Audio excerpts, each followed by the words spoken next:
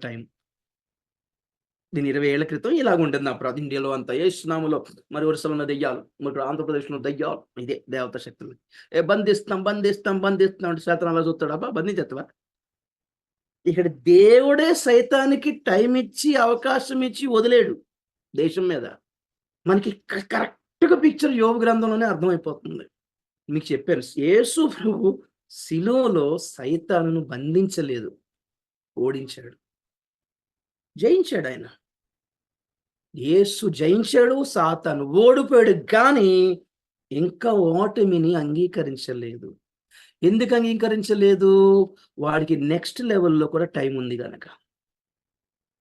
Innings declare చేయలేదు అని అర్థం. నాకు ఇంకొక టైం ఉంది కదా! ఇంక అప్పుడే ఏమన్నారు సేనా దెయ్యం ఏమంది చెప్పండి ఒకసారి?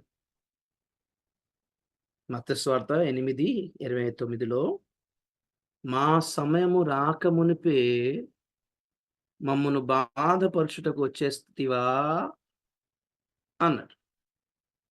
వాళ్ళను పాతాళములో బంధించి ఉంచే సమయం ఒకటుంది.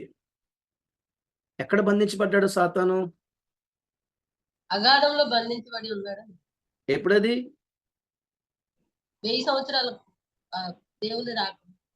యేసుక్రీస్తు రెండో రాకడలో అర్మగెద్దోను యుద్ధం అయిపోయిన తర్వాత అక్కడ సాతాను బంధించబడతాడు.